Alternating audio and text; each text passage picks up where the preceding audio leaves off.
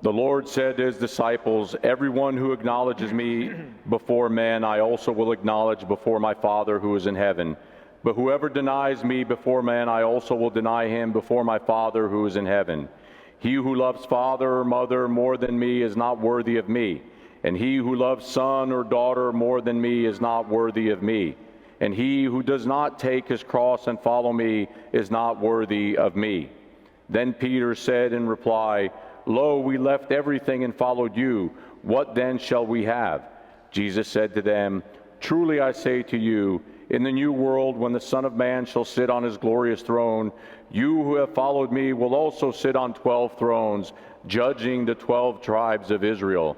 And every one of you who has left houses or brothers or sisters or father or mother or children or lands for my name's sake will receive 100-fold and inherit eternal life.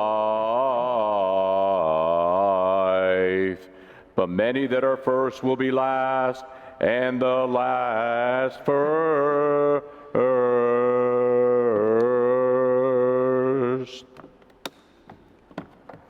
Glory to you, O Lord. Glory to you.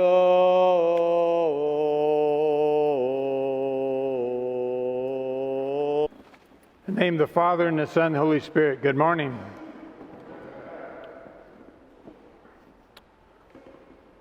According to the book of the life of Francis of Assisi, Francis was once invited by a young monk to join him on a trip to the town to preach.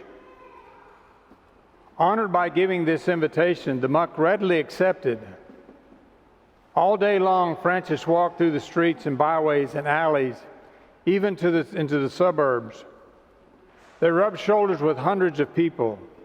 At the day's end, the two headed back home. Not even once had Francis addressed the crowd, nor did he talk to anyone about the gospel. Greatly disappointed by his young companions, he said, "I thought you were going into town to preach."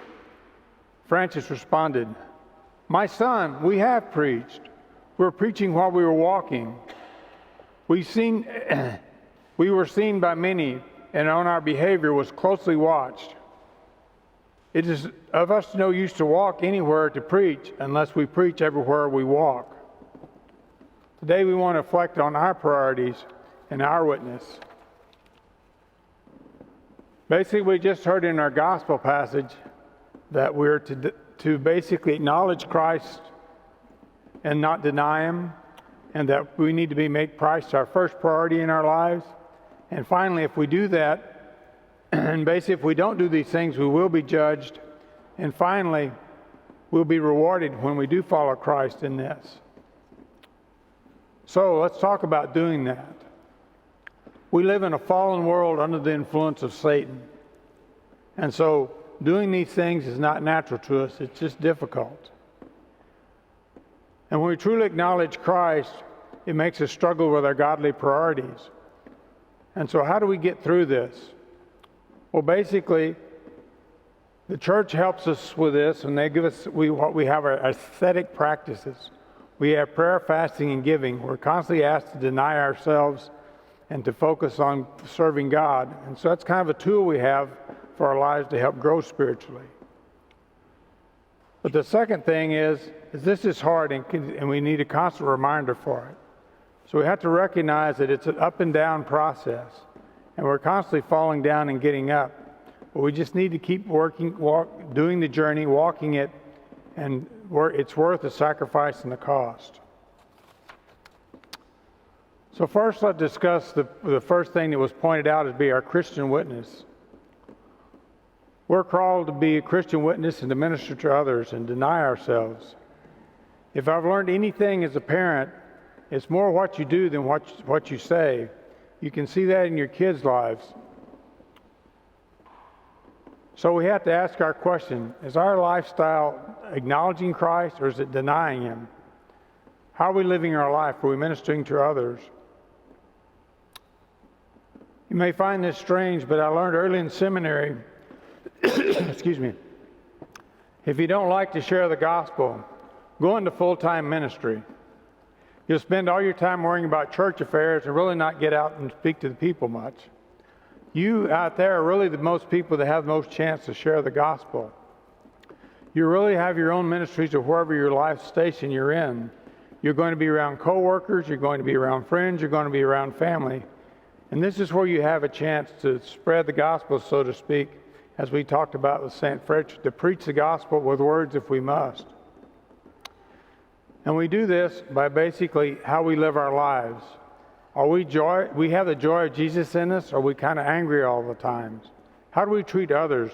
How are we loving our neighbor? Do we love those, especially those that are difficult to love? All these questions we need to ask ourselves in terms of, are we denying or acknowledging Christ by our actions and our behavior? But we are put in a ministry. The thing about this ministry, when we actually are following Christ and making Him our priority and doing His will, we will have impact on others. We won't know it because God doesn't want us to be prideful about this. But the more godly lives you live, the more you impact around you for the kingdom, and you will not know about this. The second thing I want to talk about is discussing our priorities. One of the things that symbolizes prosperity is a mansion, so to speak. And so I'm going to ask the question, are we pursuing a mansion in this life? And I don't mean, well, part of it may be a literal mansion of you want this nice place to live, but that maybe we need to have nice clothes, nice jewelry, we need to have prestige, all these different things we seek for basically the glories of this life. And so, are you seeking a mansion in this life? In John chapter 14, he talks about, I prepared a mansion for you. In my house are many mansions I've prepared for you. So the question we ask ourselves is, where do we want our mansion, in this life or the next life? If we want the mansion in the next life, we'll make God our priority, focus on mansions, and not let the things of this world be such a priority to us. There are people that are poor and have nothing, but still have that mentality of wanting a mansion. And there's some who have a mansion who are quite well off, but don't have the mentality of the wanting it. God has just blessed them well, but Christ is still their priority. So we must ask ourselves these questions. How is my Christian witness? Am I denying Christ by my actions? How's my life? Do I actually have a ministry? Do I have a ministry here at St. Basil's? Are our priorities right? And then the real question is, where do you want your mansion? In this life or the next life? In the name of the Father, and the Son, and the Holy Spirit. Please rise.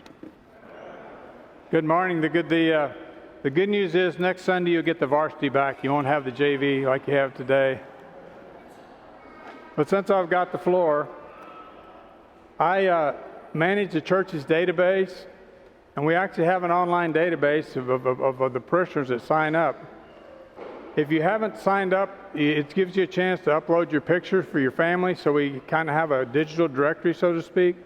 So just send me an email if you'd not like a link so you can go update your data, so we can kind of keep our church database up to date and have a much better way we can communicate with each other. Please come forward, Friend Diderot.